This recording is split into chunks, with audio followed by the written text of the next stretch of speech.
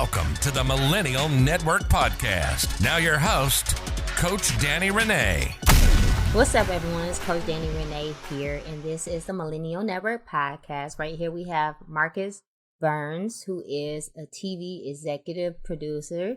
Markus, who are you outside of the little introduction that I just gave? Where are you from? And what is a TV executive producer? First of all, thank you.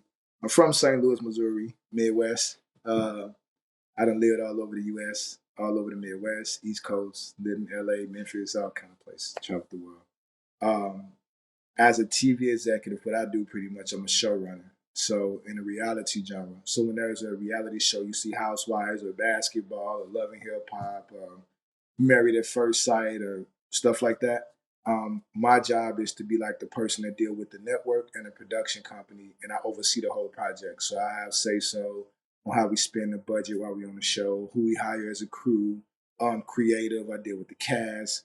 I mean, every facet of production that happens day to day on the show, it's up to me to oversee that whole thing. And if it does great, I get some glory, along with the other executives. And if it does bad, it's on me. It's on me for not, for the most part. So, yeah.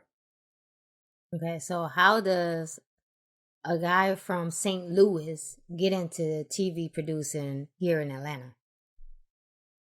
My story is probably more unique than most people would be because I didn't go to school for production in no kind of way.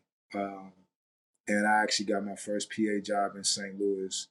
And, just so happened, I grew up. And one thing about me is I grew up mainly in the streets.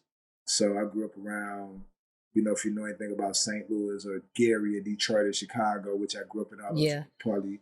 I'm from Detroit, so yeah, I know. So, I grew up in the streets. Like, brother was in prison, drugs, my cousins and losing friends and, the murder drug situation, the police jumping us and shit like that. So in St. Louis, very long story, but just so happened I, tried to go to an HBCU and a professor told me to do a documentary on in St. Louis, and I picked public housing, but they teamed us up. When they teamed us up, it was me and one other person, and it was two other people. Just so happened these two people both quit college to go get married, not to each other, but to different people. So I went back to my professor and was like, yo, I'm short. I don't want to do this project, and I was trying to get out of it. And he was like, nah, you keep going. Guy named Professor Elsess at Harris Stowe State University. And so I went back. I remember going to the media lab and looking at the editing stuff, and I was like, yikes, I don't want to have nothing to do with that. I really won't be able to do that. And I walked out, and I remember going home that night, getting on YouTube and studying that software. So then I went back and got a camera, and as I tried to do my project, I started realizing I love this shit. And at the time, I was on the basketball team, and I fell so in love with editing and shooting that I quit the basketball team and started doing highlight takes with people. And I remember going to tell my coach one day, I was like, I put on a suit, which is funny. I put on a suit and went to go tell him I quit the team. And I was like, wow. He's like, so what you gonna do? I said, I'm gonna have a TV production company one day. Granted, I knew shit. I'm sorry, I'm gonna curse. I knew nothing about TV production. It's fine. Didn't even have a job in TV at the time. I don't even know what made me say that. I'm a person that when I think about something, I think at the highest level of how can I do it. I don't know how to think small about it because it's discouraging for me to think the lowest level of doing something. I shouldn't even do it. So I walked out and I'm telling you the story's crazy. So I ended up meeting a guy. I remember going to the club. This guy named Dana Christian from St. Louis used to be in the club. And I used to remember see him all the time, shooting all the videos, the local club videos, the model videos and stuff. So I had this horrible documentary. And I remember packaging it up. The school was right behind the club. And I remember going to the club one night with the DVD, and I walked over to him. I was like, hey, can you teach me how to do what you're doing? Here's my work. And I gave him that. And what year was this? This was 2000. It had to be 2011. So between 10 and 11. Okay. So I think it's 2011. So I had MySpace still. And 2 weeks later, I looked at my MySpace and I had missed his email. He emailed me a day before. I was like, I'm doing a video for, I think, Chingy Video or something. He's like, I want you to work as a PA. I don't know what a PA is. I just know this dude I hit up got a video with somebody in the city that everybody know. So I made it to the second day, and we connected then. Fast forward, Murphy Lee from the St. Lunatics had a music video, and I was a PA on that. And I didn't know what an AD was, but there was a guy that was an AD on the set who was big in the music industry, dude named Sunni Powell, worked with Spike Lee and everybody. And we got cool. So he was a cool cat on set, kicking it. And I'm a PA, and I didn't have PA ethics. I didn't know that you weren't supposed to like hang out with the AD and kick it. You're supposed to be working all the time. So I was lucky that the director brought me in. So me and the AD got close. Fast forward, 5 years later, which leads me back to 2011. So this is like probably when I met the AD was like 07, 08 maybe. So 2011, 12, one of them two. I get jumped by the police while I was at the club shooting a local video. They locked me up. They let me out. I got robbed. Somebody stole all my equipment. And I remember being in my house, and I was like, when they had police jump me, they was talking crazy to my mother. And they had maced me and my brother, but I could see through the mace, and I saw the cop that was talking crazy to my mom. This is the first time in my life I really knew I was going to do something I wasn't supposed to do. And it was because I heard them talking to my mom. So I was contemplating on getting that cop, to be honest. I had never heard nobody talk to my mom like that. The shit he said, the stuff he said to her really bothered me.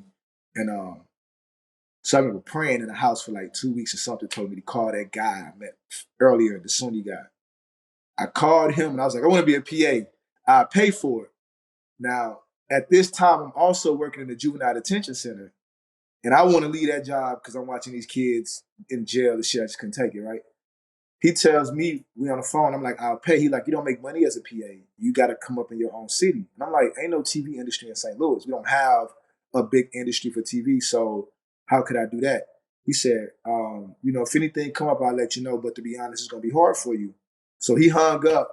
Then he called back, and he was like, yo, call this lady named Katina. He's like, call her. I call her. Now at home, everybody called me Mo B. So I call her, and I'm like, hey, this Mo B. Because I remember working with her on a video set. She like, I don't know no Mo B. And she hung up the phone. So I'm like, shit. She calls back and was like, well, you Marcus? I'm like, yeah. She said, hey, Sunni called me. So he ended up calling her. She said, actually, BET is in town right now doing Sunday Best, and we need a PA for 1 week. So me, I'm like, shh. I called my job, told him I was sick. And I took that job for a week. When I went in, that's how God worked. I started meeting people while I was on set. And I'm a people person. I love people. And I don't know who titles are. Some people, at the time I didn't. I just was being nice to people and getting to know them, just happy as shit to be around BET. Because from my standpoint, this is BET, this TV people. Like, I'm in the street. I don't know. I grew up in the street. I don't know nobody other than seeing Nelly at home and being around Nelly and Murphy and all them. So just so happened during that week, I ended up getting really close with the showrunner, the line producer, the coordinator, like me not knowing these titles, just knowing these people. And I was offered the opportunity to come back to Atlanta and work on a stage show in Atlanta. So when they gave me the opportunity, I went to my job. Now, this is me not knowing the business. I was only invited to come work 30 days as a PA. I went to my job and told my job I was leaving. And they was like, are you sure you want to leave? And I was like, if I come back, I fail. I'm leaving. And it was such a short notice because the guy who I ended up being really like my brother, really best friends with, a guy named Chaz, who's the coordinator that invited me to Atlanta, was like, you can stay on my couch. So when he told me that, I was hesitant on coming to Atlanta because I had never been, and I heard a lot about it. People heard a lot of negative things about cities, so you don't go to these places. You feel like, oh, I heard what my friends say. So to me, I can honestly say it kind of discouraged me a little bit. I was like, I ain't missing out on shit down there. I don't need to go. So when Chaz hit me, he was like, I forgot to tell you, but your start date is, which was really 3 days from the text message. I packed up, gave my apartment away. I gave up. I just put somebody in my apartment, paid the bill up, took a flight with no money in my pocket, and flew to Atlanta. 30 days as a PA down there while I was on set. We was working at Turner, I believe. And I was shook because you have this, I was a dude with no college degree, no high school degree. I grew up, I barely went to school most of my life. I lived kicked out of 4 school systems. And I wasn't far along from like actually kind of living on the street actually. So I'm walking around and just like astonished at everything I was seeing. And I was so eager to meet everybody and eager to know people. I didn't care what my job title was. I just wanted to help. So when I was done doing one thing, I was trying to take out the trash, give people food, to help somebody move. It didn't matter. I was just happy to be there. And one thing I will say, like just being around like a lot of black people that and seeing BET, no matter what I hear about it, that changed my life. I had never saw so many positive minded black people encouraging. It was so weird how much them people encouraged me. It was unreal. I thought it was fake for a second. I'm like, ain't no way all these people paying attention to me like this and keep saying all this encouraging stuff to me. And that was a moment of me of how powerful positivity and encouraging people that you look up to, how important it is and how powerful they can connect with you and how much of an impact they can make on you. Because although I wasn't making a lot of money, I didn't even think about the money. Them days were so good to me, I didn't think about tomorrow. So I was just for the first time ever living in a moment, like actually in that shit, just living in there. Like, what else can I do? Long ass days when I was happy about them super long days. So after the 30 days was up, it was time to go back to St. Louis, and I got back and I had spent all my money. And I was at this time now staying with my brother because I had gave my apartment away. And for 30 days, I stayed at home literally with like no money, nothing to eat for real. I was eating off my brother. And I just told myself I wasn't staying in St. Louis. I'm like, I got to go back to Atlanta. And for those 30 days, my brother kept saying, are you sure? Like, you hurting. You ain't never, you've been, for a while, you kind of put yourself together. So I eventually, like around that 30th, end of that month, which is another guy from Detroit, it's like a brother of mine to this day. He called me and was like, I got a show. Come work on it for a week. I ended up getting a flight from a friend of mine that was a dean of students at the school, went there for a week to work on it. And on my way back, it's a crazy story. I never told nobody this, but on my way back, my brother and I, who I was staying, we got into it on the phone. He was like, give me my keys. So I'm like, fuck. Sorry for cursing. I got off the You're plane. fine, be you. I got off the plane, went and grabbed my check, my truck. I went to this girl house I knew, took a nap.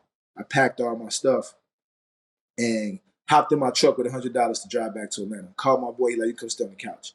I got to Chattanooga and ran out of money. My cousin was in Atlanta. Oh my God. Sent me $45 to get to the rest of the way to Atlanta. So I literally came to Atlanta with no money in my pocket. And I stayed on my boy's couch. He gave me another PA job.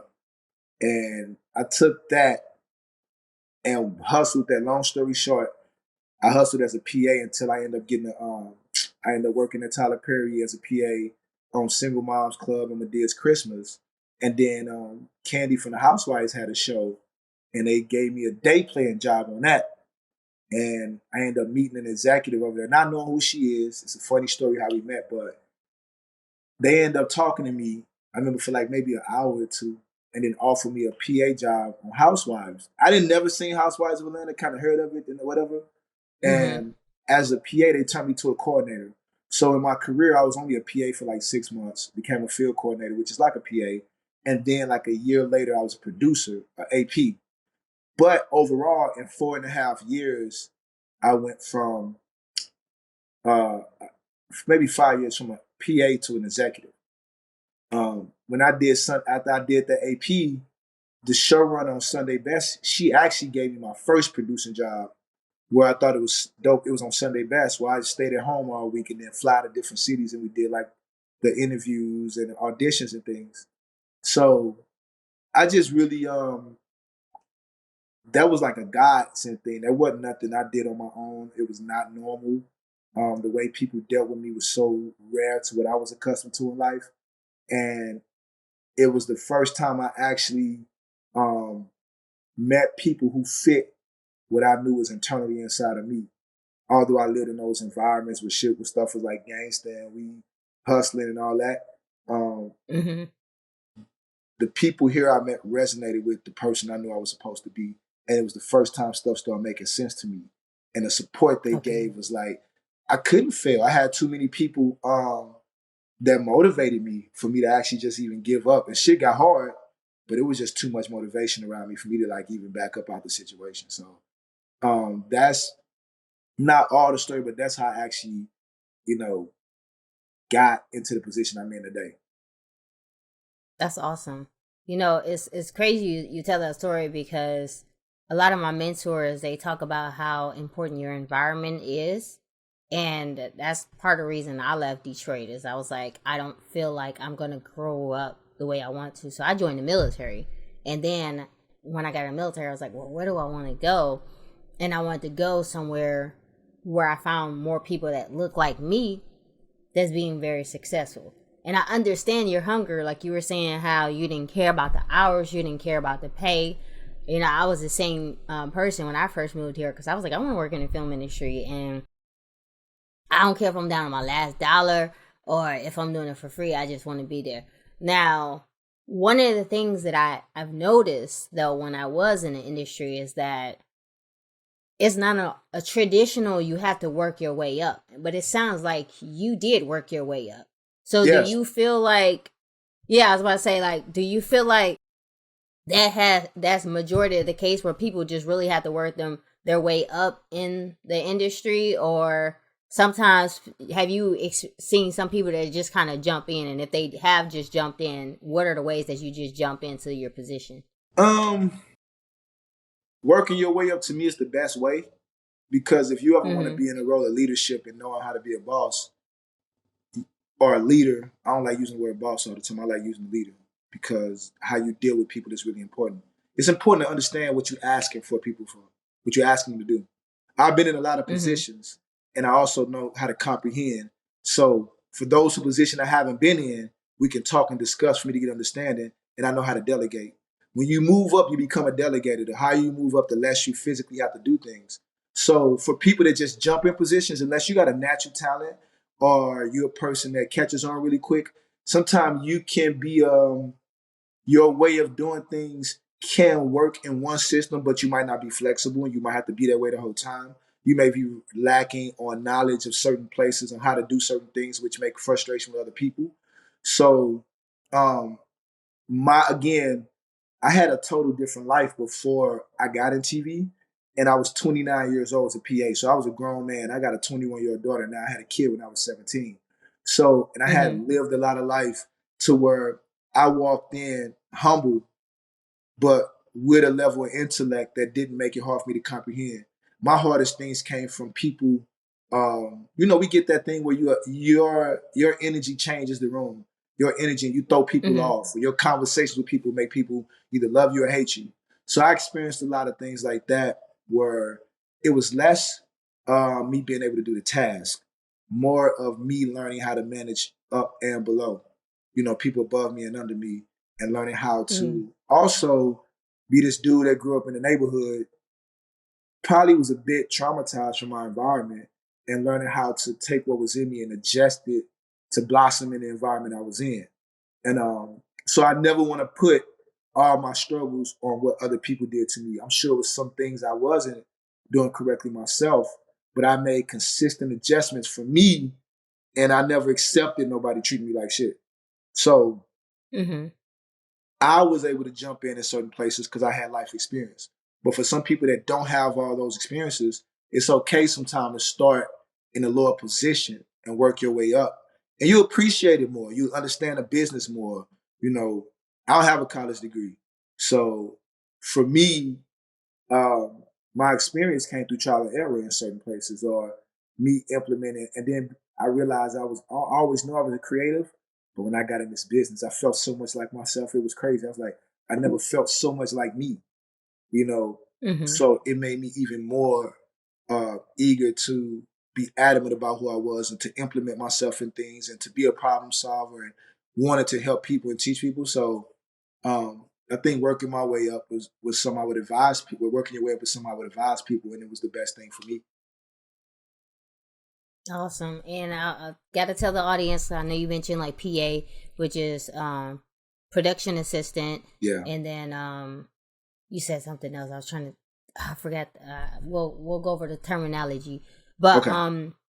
I'm big on like working your way up. But one of the things that when I was in the industry I experienced is that I ran into, on average, like 3 type of people. Granted, like it was scripted, and we'll go over like the differences between scripted and like reality or whatever. But I ran into 3 types of people, and since we're talking about working your way up, I ran into people who they had, most of the people, they wanted to be a producer, director, writer, right? But they either ended up not doing it and they just worked below the line, which is anything other than those titles I just mentioned. They either just never did it, they waited 20 years or whatever in their career to finally do it, or a small percentage of them just ended up doing it. So I felt like I seen a lot of people that eventually gave up on that dream. And then I was just like, well, when you look at movies like Paranormal Activity, I think it was like some college students where I guess they probably used student loan money, use that money, produce a film, and then that film ended up being worth like over $100 and something million. Yeah. So it's just like, when you really look at entertainment, it's like you can work your way up, but you don't necessarily have to. You don't. You know? Yeah. So based on that story, and then you got reality TV versus scripted, explain the difference in your role as a producer than someone's role in scripted TV. So this is from what I've seen. In scripted, you have a position.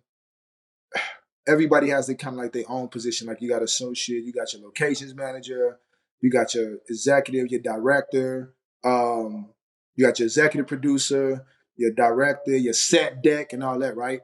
Everybody has a specific job that they do that they get paid for. That's mainly the thing. In reality, as an executive, I know how to direct. I can go probably help with the set deck. Me and my DP we talking about lighting. The setup is not extensive. It's quicker to shoot. It's 2 hours to a scene. It's not a lot of setup. They not learning a script. You know, in movies, you're doing scripts, so people, your cast are learning scripts. These are not high-level stars all the time. Sometimes they are.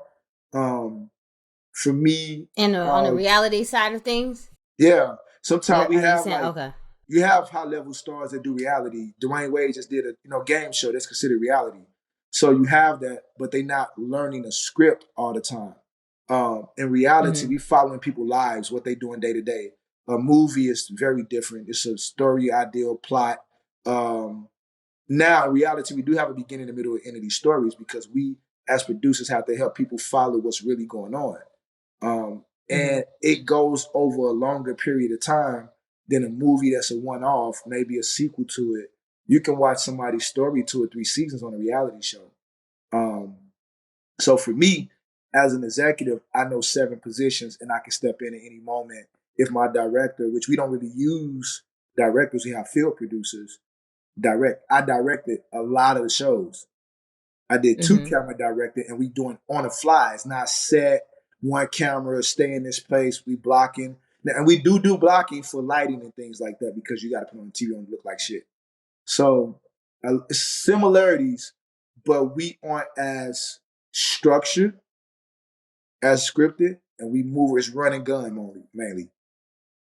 And I'm glad you said that, because that's going to be one of my questions, is like, when it comes to reality, what part of it is scripted? Like, I know you say you worked on Housewives, and then I was watching it. Like, I'm still new to watching reality TV, and I'm like, okay, I see the interest, and the curiosity in me is just like, how do they set it up to where like you're traveling to someone's house? Or I think on the season I was telling you about earlier, they went out of town to surprise a girl, and then they already had the TV cameras there, and then, like the preparation. So it's just like, what level, I don't even know if it's meticulous, but what level of scripting / staging goes into like the process of reality TV? A lot of people, a lot of shows produce differently. So I'll just tell you, like, for the shows I do, it's like me and you talking, right? You and I knew that we would have this meeting today, but we didn't know what we was going to talk. I didn't know everything he was going to talk to me about. So a reality producer might know that my schedule today is to meet with somebody that's doing a talk show or doing a podcast. So they're going to be here because they know my schedule. Now, everything that happens, they don't know everything. They don't know that you're going to ask me who I'm dating or hit me with some surprise question or why you sitting there. They might not know that you got my ex or somebody sitting on the other side over there. But on the other end, I might not know that they know, and they may be shooting because they might have found out by some kind of way and they shooting on your end and I get surprised. So it's not always that they have to, which times we don't create the stories for everybody. You tell us and we just say, hey, you on the TV show, where y'all going? Coffee shop? Okay, let me find out if we can get our cameras in that coffee shop. And then you might tell us what y'all talking about. We only know the gist of some of this stuff. We follow after we find out what's going on. Like you might be sitting there talking and you might tell, hey, I'm pregnant. Oh shit. Okay, we did know y'all had a conversation. We know y'all didn't want to talk to each other, but we didn't know she was going to tell you that. But now, what's the next step? And we listening. And the next step might be like, well, are you sure? I need you to take a test. Well, what do the fans want to see? Fans want to see them take a test. Well, can we be there? So it's like that for a lot. Versus a scripted show that just got this shit written all the way out. And you know every single thing, every step of the way. There's nothing out of line, no surprises, no nothing. So so a lot of times when I do hear people and they watch they watch reality TV, they do get to a point where, and I know every show is different, but just based on your experience, because we were just talking about like what point is scripted and what point is staged. Now, knowing that, right? It gets to a point where some reality TV seem like a lot of it ends up being like staged, almost like movies where I don't know if they y'all start creating scripts or start creating situations or different things like that. Does stuff like that happen?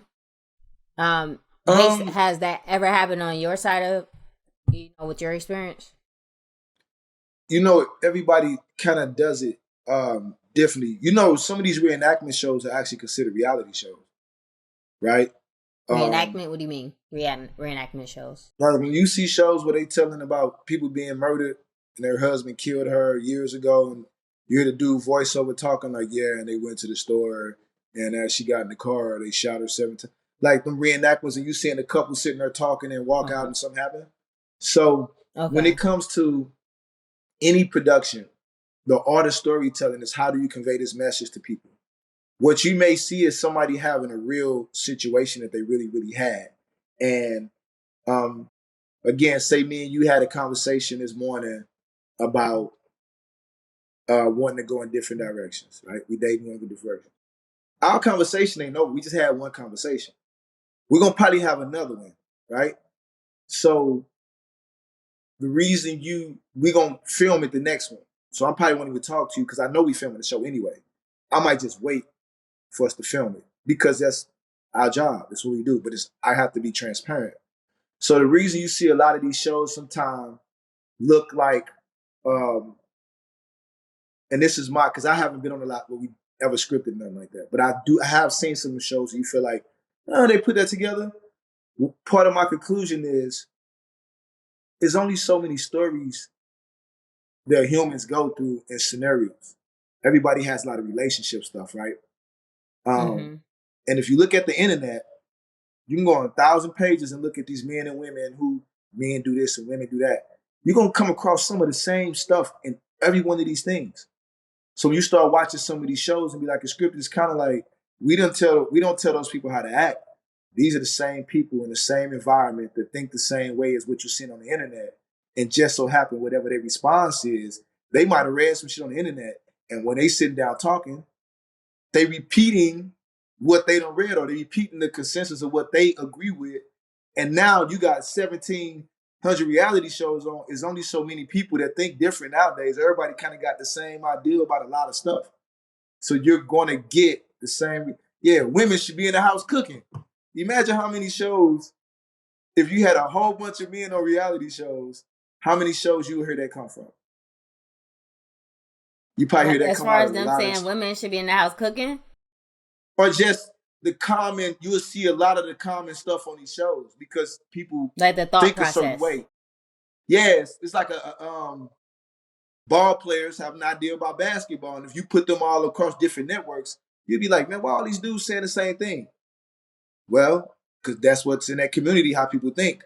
When it comes to relationships and these reality shows, other than the unique things and little nuances you see about these couples, it's still a consensus of right now, black men don't support black women. That's probably a conversation that's going to be on a lot of shows.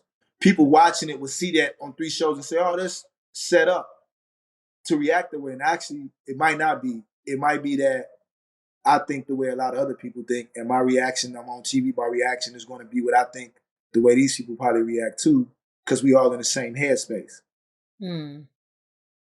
So you're basically saying that in our mind, we think a lot of it is scripted, when in reality, it's just we like watching some of the same stuff, and then these people that's in some of the same communities typically have the similar reaction. Yeah, you have a similar reaction, and they do. Now, I'm not to say that some of this stuff might not be set up like that, but a big part is go look at the internet and look at all the comments. People that don't know each other, how many people comment the same stuff? Mm-hmm. Plenty. So we casting people out of this same group of people. So, you know what I'm saying? Okay. So we're talking about similarities, right? And then you got the TV world. What percentage of what you do is networking? What percentage of what I do networking? Is networking. Like you going out meeting people. I think I did so this is me speaking on my energy. I attract people for some reason. But I also love people. I love people. I do, from all walks of life. I love people. So I can talk to a homeless man or a billionaire and don't make no one feel less or no better than the other one. And I don't even see him that way. I don't care because you got a billion and this dude right here poor that you better than him. He might have certain situations, and I'm an understanding person because I came up out of an environment where a lot of my friends didn't make it, and they were just as brilliant as anybody I've ever worked with. They just didn't have the right guidance, and they wasn't given the right information to use these tools. They was amazing at the dirty shit they did. They was amazing when it came to the criminal activity, but there was proof that they were brilliant people. They just used what they had in their hands. So when I meet people, I'm always trying to meet who you really are versus what you're putting in front of me. I can care less about people personas, because what I've learned is you find out that you build a better bond like that. If you always run into somebody talking about business every single time you meet them, it gets phony, because you might run up on me on a day that I'm going through some personal stuff. And I remember when I was young, 18, trying to rent a house for my family. And I remember sitting in the car with the landlord after looking at the property. He had just met me. And he was like, 30, 45 minutes went by, and the guy was like, man, you know what? Tell you something. I said, what's that? He said, when I saw you, I was afraid, because at your age, all I think is drugs, guns, and fights and all that. He said, but I just sit here 45 minutes talking to you about my marriage. I'm going to give you this house. So I network a lot by just connecting with people on a genuine space consistently, just because I'm a people person. And what that has done for me is I know people from all kind of places on all kind of levels. Now, because I was genuine with these people, my relationship bonds are bigger than just me doing business with them. And what you're going to learn while you're networking is who I am today might not be who I am tomorrow. I could be an executive at Coca-Cola today, and you'll be shocked out your mind that you might call next week and I'm a principal at a school. And you're like, what the fuck happened? So, yes, network, and network often, but really network in a way of getting to know who you're talking to. They might not have a job for you at that moment, but they might change your life 5 years down the road. So that's I think I've only been to like one networking event when it came to like entertainment. And it was a little different. It was like a lot of, younger people. And I mean, that was just kind of like the environment. But then when I've been to networking events, with just a lot of B2B, B2C type businesses here in the Atlanta area, everybody's just going up like, hey, what do you do? Blah, blah. Like, what do you do? And I think, and maybe that's something that I could really bring an expert on here, because I like how you just explained it, but it sounds like you have this natural ability to network, but everyone don't have that, because when you're a new entrepreneur, and I ran into the mistake when I first started off in business, that at the end of the day, you got to make money. And it's just like, how do you truly get to know somebody naturally when you still have this agenda that you got to go ahead and feed your family? You know, because like you said, you came down here, you took a risk, $100 road trip, and you ended up making it work. But the average person, you know, don't have that ability, right? So if you were to explain, you just kind of explained how you did it, but to the average person that just don't have that natural ability where they're attracting people, how do they get ahead with networking? How do they truly get to know a person still in a professional setting? I think, and again, I'm glad you pointed the difference out of how I said it, because I've been in my own world so much and perceiving life the way I do that I move that way. But my suggestion for people that I do tell people that, you know, you do kind of have to present. It's how you present yourself to people. You should talk to everybody you can as often as you can, but it's a matter of being clear. A lot of people are busy, and I'll say this: a lot of people you running into are busy, and they only got a certain amount of time, and they can only really help a certain amount of people or invest in a certain amount of people. So the more prepared you are, the easier it is for that person to say, "I can really help you," unless some special connection happens. If you more prepared and you come to me and you know more about your stuff and you really on it and you really making stuff, then my time with you is I don't have to spend a lot of time trying to give you everything. I see you work. I see you busting your ass. You got the ambition. So I know that now I'm making an investment and you somebody that put work in. So I'm going to give you something, you're going to make it happen. So when you networking with people, you do have to present to the highest level that you can, that you're prepared and you're ready for what you're asking for. That you know a little bit more. And that's two different things. I think some people run up to people asking for mentorship. And then some people run up trying to connect and do business with people. And my business is a little different because, again, I don't know completely why things work out the way they work out for me. God, whatever, you know, I don't know. But what I've noticed is people get skeptical unless you got something to offer them and they got something to offer you. If it's one way, there's some skepticism that come in. So being able to articulate what you want from somebody, how you want to get it done, and having that confidence when you talk to a person about what you're saying, that goes a long way. Because if you believe what you're saying and that other person believe, it's an undeniable thing that now you who you say you are. When I don't doubt that you who you say you are, you're gonna get more of my attention than somebody walking in like, well, I think I want to do this. Okay. But I think I want to do this. Okay. But and then it becomes, I don't know how to help you. And a lot of people do that. They networking, but they telling all their dreams. Find out who I am. Like what I used to do was, I would hear a name. I was an ear hustler. I can hear somebody's name. I'm never going in a room to go talk to somebody in 2020, anything, without doing my research on this person. I'm a Google and know and all that, because you even got people that hate you saying their name the wrong way. And you might read their name and walk in and be like, hey, Lauren, and it's like, no, it's Lorraine. And you might not, you ain't find out who I am. So you got to kind of really, when you networking, know who you want to go talk to if you got time. And when you speak to that person, be sure about everything that comes out your mouth. Even if you don't know what you want to do, don't give them 17 things, because now they ain't got time to baby you or be your parent or hold your hand and help you figure out your life. You know. So that's just my be take intentional.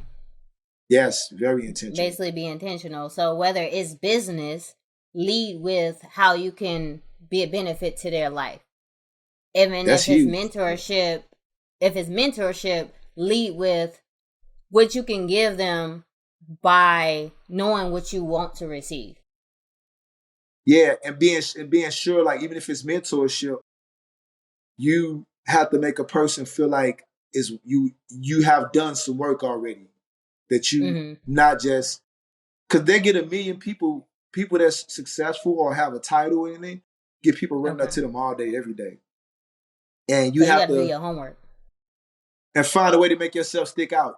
I'll say that. Find a way to make yourself stick out. Like me coming from in the neighborhood, I know I could dress fly in my own little way and make sure I smell good.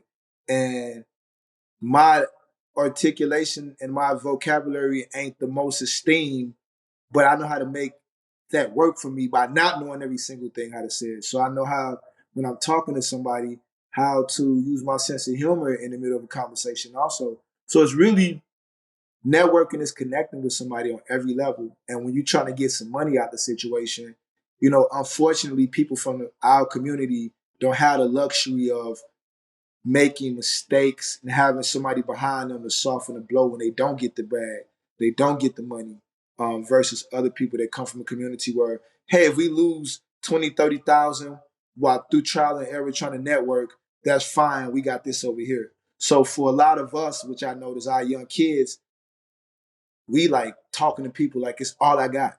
I've seen it, not everybody, but I've seen like the calmness ain't there, the confidence ain't there. It's the I almost need this to happen, and sometimes they can be off putting for, and I've seen it off put other people, and that's just a mental thing, and that's an environment thing that affects how you portray yourself to people because in the back of your mind you feel like I have nothing else, and if this don't work, you got to learn how to take that energy and make that energy calm and make that energy confident. Now, and as far as like mentorship goes, I know you kind of went over it in bits and pieces, but put yourself in a mentorship category, right? And you're talking to my audience, which is full of Yeah. millennials. They live here in Atlanta or maybe somewhere else, and they want to get into reality TV. They have their own ideas, and they want to get something on TV because Atlanta is the hub now. It's definitely an entertainment hub now. How would you mentor a person from start to getting into the director producer role? Well, one thing they got to be, for the most part, getting into a directing and producer role could take you some time, because unless you're teaching yourself, learning the technical things about directing cameras.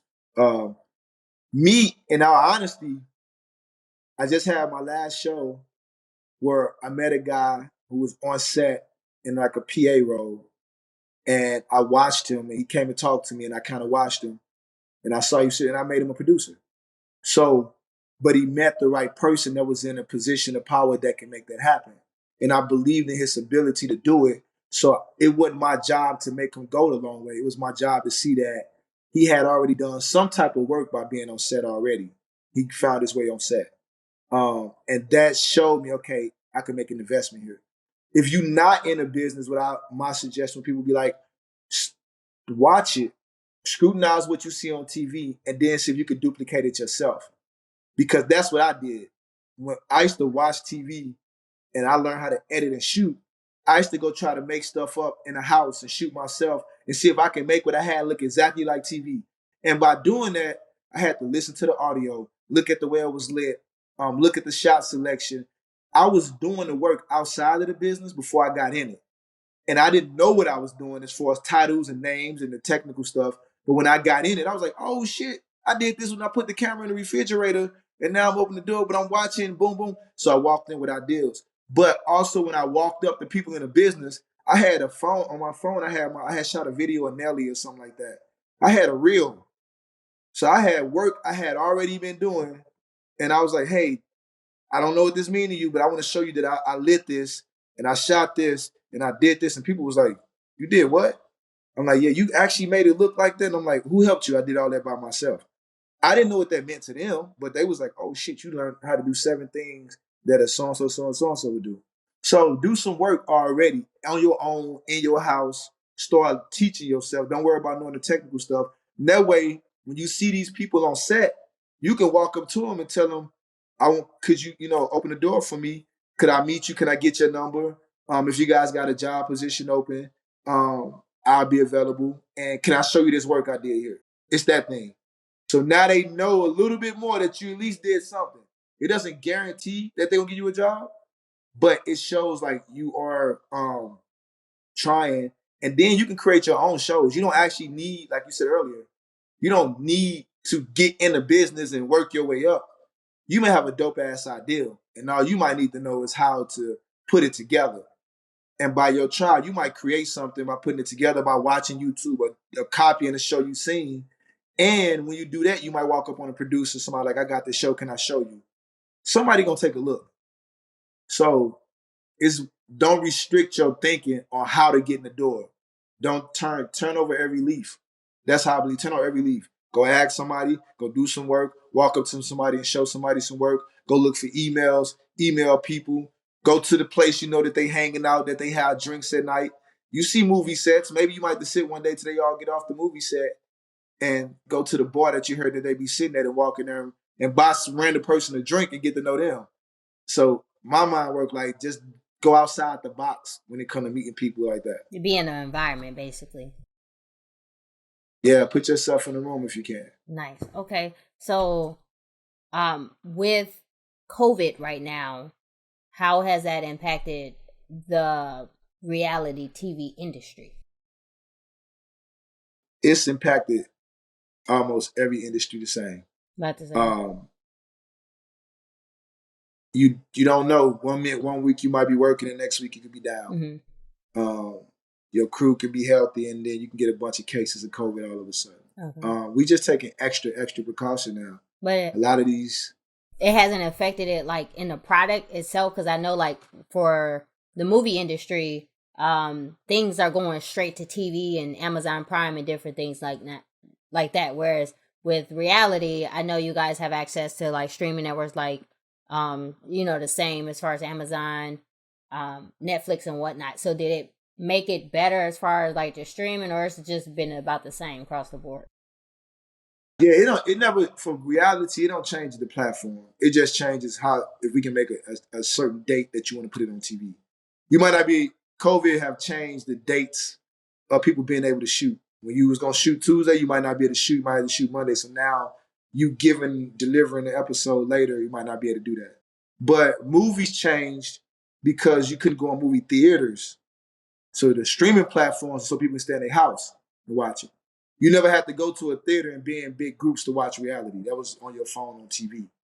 So it just really changed our day-to-day and operating, and then how much time it take us to shoot these things. And of course, on camera, people wearing masks and stuff now. So got it. Now, I think another thing is people don't look at TV and movies as a product. Like, obviously, I'm interviewing different entrepreneurs every week, right? And somebody may have, like a guy, I got a credit person, somebody may have real estate, so where somebody may have a t-shirt company, and different things like that, but it's a product. But people don't look at reality or TV itself as a product. So can you explain the product side of it? And you creating a product, you still have to package it up and then sell it to someone. Like, how does that process work? Yeah, it is a product, because if you create a dope show and put it on YouTube and people start following it, you create a following for it, you're going to make money off of that. Mm-hmm. It's just that people don't see it, the average person will never see it as a product, because it's such an ideal that seems so far-fetched to be obtainable. You don't feel like you could put a TV show in your hands. You don't know how to even make a TV show. The way it sounds to you sounds so big, so you don't know the behind the scenes. You don't know who to take it to sell it to. And if you're not studying the game, you don't know the platform. But nowadays you got Instagram where everybody making content. It's it's almost to the same thing almost. It's just a certain level of doing this. Right now we're doing your podcast where you're recording somebody with microphones, camera, we talking about things that intrigue people. You got a platform to put it on. It's a product now. But if you wasn't into knowing about this business and have no deep interest, or it sound complicated to you, it's not a product. And since you mentioned social media, what is your best advice for the new entrepreneurs leveraging their platform to tell stories? Because at the end of the day, if they're an entrepreneur and they have Instagram, TikTok, outside of the creativity scripted work, they still could create their own like reality show of themselves. So what advice would you have towards that process?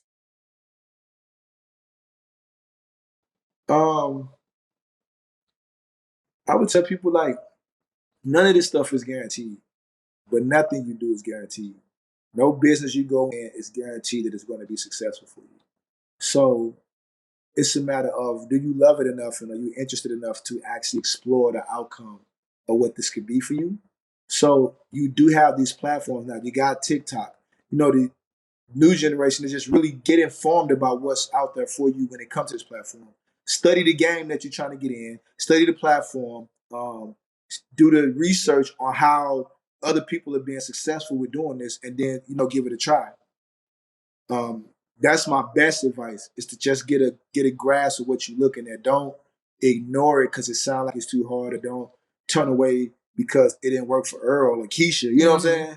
Like, trust yourself and be willing to walk down that road and accept the outcome of the work that you put in, and walk in that thing knowing that you can't get no excuse. So if it work or not, at least you tried. You can go on to something else. But do the due diligence of studying and understanding this before you just go in it and it don't work and be like, it didn't work. Well, you didn't understand what you was doing. Okay. And what's your newest project you have coming out? I'm right now working on a show in Huntsville called Love and Marriage. Huntsville, actually. Okay. In Huntsville, Alabama. My friend loves that show. So it's on the Open Network, yeah. So they only, how many seasons do they have of that show? This is like their third season. It's the number one unscripted on the network, so this is their third season right now. Okay. And do you have to travel to all these different locations, or you produce on set? How many projects do you work at one time? Yeah, one at a time. I mean, when I do a show, it's three to 5 months, and I'm 3 to 5 months in whatever city the show is shot in. If I was Love and Hip Hop Miami, I'm in Miami for 3 to 5 months, however long we shoot. From Basketball Wives LA, I'm in LA for however long that show is done. Okay. And what is your biggest, like, you've already accomplished so much to be so young. What would you say is your next biggest attainable goal that you believe you can accomplish? That's a good one. I have a lot of stuff I want to do. I want to hear it. No, for me, honestly, I had a call today with somebody, and what I'm learning, we need money, trust me. But I realize as a person, like, my greatest feeling is actually come from helping people. So for me, the next thing I really, want to do, I'm planning on at some point establishing, the production company thing. But I actually want to do, like, get into being able to have my time back to do more volunteer work. More volunteer work? So, yeah, I'm part of the 100 Black Men in St. Louis. So I mentor, but I have ideals, innovative ideals, I think that, could aid in. I lived in a bad community growing up.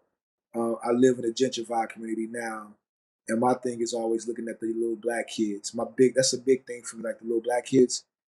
Not being racist or nothing, but my thing is the kids that grew up, that look like me and where I come from. And whatever I can do to help that is really big. They in dire need of that. And that's like above any social issue that could be, my thing is those little Black kids in the neighborhood. So I really want to find a way to put more time into that. No, I think that's beautiful. And I don't think too much of us, we talk about it a lot because, like you said, we do need money to survive, and we do need money to live our dream lifestyle. But I think one of the biggest benefits of our existence here is just really going out and helping people. And we all want to help in so many different ways, but the fact that you express one, I think, is one of the most admirable, powerful things that can be said on platforms like these. So I really appreciate you for saying that. So any last words or advice to the community before we go here? Yeah, honestly, just be careful of what you let in your head and how you check your perception of life. Because the way you see things is going to dictate a lot of how you act in a certain situation, and that's going to create your outcome. Perfect. So, yeah, reinvent yourself. Let go of all that negativity or things that that might not fit and might not be right. No matter where you got it from, get rid of it. Perfect. That was some perfect final words. Well, again, Marcus, I really appreciate you for being on today with the Millennial Network Podcast. And remember, everyone, this is the Millennial Network Podcast. And remember, your network is your net worth. And we're out of here.